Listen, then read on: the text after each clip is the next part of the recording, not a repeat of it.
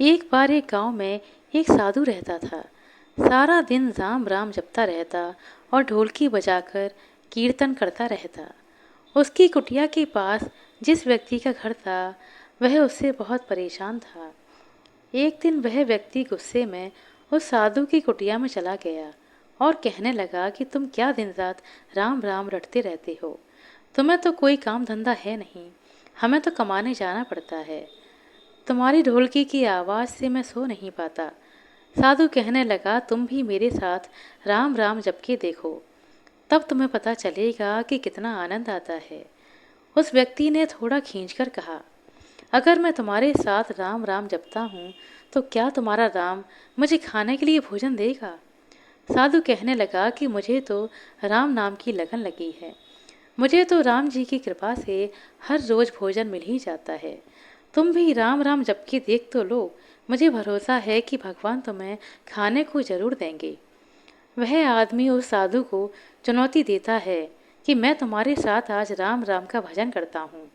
अगर तुम्हारे राम ने आज मुझे रोटी खिला दी तो सारी उम्र मैं राम की भक्ति में लगा दूंगा, और अगर नहीं खिलाई तो तुम ढोलकी बजाना बंद कर दोगे। साधु बोला कि मैंने तो निष्काम भाव से प्रभु राम की भक्ति की है, लेकिन फिर भी मुझे तुम्हारी चुनौती मंजूर है। वह व्यक्ति साधु के साथ बैठकर राम राम का जाप करने लगा और मन में निश्चय किया कि चाहे कुछ हो जाए, मैं आज भोजन नहीं करूँगा। देखता हूँ इसका राम मुझे कैसे भोजन कराता है। राम राम का भजन करने के बाद वह सोचता है कि अगर अब मैं घर जाता हूँ तो मेरी माँ और बीबी मुझे खाना खाने को कहेंगे और मुझे भोजन करना पड़ सकता है। लेकिन मुझे साधु को चुनौती में हराना है, इसीलिए घर जाने की बजाय वह व्यक्ति गांव के पास के जंगल में चला गया। जंगल में एक पेड़ पर चढ़कर बैठ गया। उसने सोचा कि मैं सारा दिन इस पेड़ से उतरूंगा ही नहीं, अन्न का दाना भी नहीं खाऊंगा, और इस तरह मैं साधु को हरा दूंगा और ढोलकी बजना बंद हो जाएगी। कुछ देर के बाद उस जंगल से एक बंजारों की टोली गुजरती है। उन्हें भूख लगी होती है तो बंजारों का सरदार कहता है, आग जलाकर यहीं पर भोजन बना लो, अब खाना खाकर ही आगे बढ़ेंगे। खाना बनकर तैयार हो जाता है। बंजारे खाना खाने जा ही रहे होते हैं कि इतनी देर में बंजारों को खबर मिलती है कि पीछे से डाकू आ रहे हैं। तो बंजारों का सरदार कहता है, अब हमें यहाँ से भाग जाना चाहिए, डाकू हमारा सब कुछ लूट सकते हैं। वे बंजारे खाना वहीं पर छोड़कर चले जाते हैं।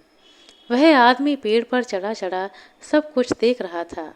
कुछ समय के बाद डाकू वहां पहुंच जाते हैं।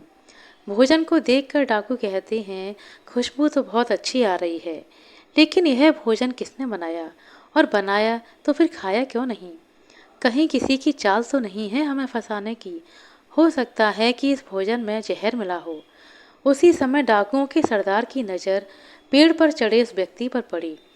उसने उसे नीचे आने का आदेश दिया।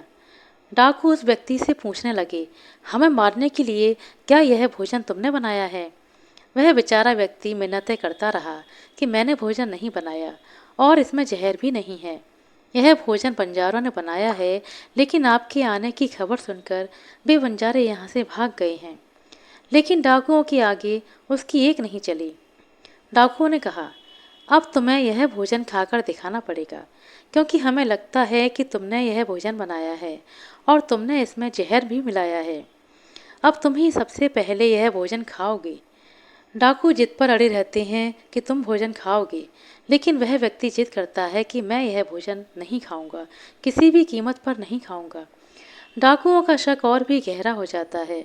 वे बंदूक की नोक उसके सिर पर रख कर कहते हैं, तुझे यह भोजन खाना ही पड़ेगा, नहीं तो हम तुझे जान से मार डालेंगे।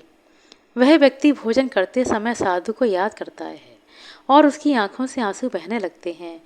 उसने कहा था कि मेरा निश्चय है कि राम नाम जप लेगा तो राम तुझे भोजन करने के लिए देंगे। उसके भोजन करने के बाद डाकुओं ने उसे छोड़ दिया। अब उसे विश्वास हो गया कि बंजारों को और डाकुओं को राम जी ने ही भेजा था। वह सीधा साधु की कुटिया में चला गया और जाकर उनके चरणों को प्रणाम किया और उन्हें सारा वृतांत भी सुनाया। अब उस साधु से भी ज़्यादा उस व्यक्ति को राम नाम की लगन लग गई। उसने अपना पूरा जीवन राम जी को समर्पित कर दिया। आशा करते हैं दोस्तों आपको हमारे द्वारा सुनाई गई छोटी सी कहानी अच्छी लगी होगी। कहानी अच्छी लगी हो तो कृपया लाइक कर दें, शेयर कर दें। चैनल पर नई हैं तो सब्सक्राइब कर लें।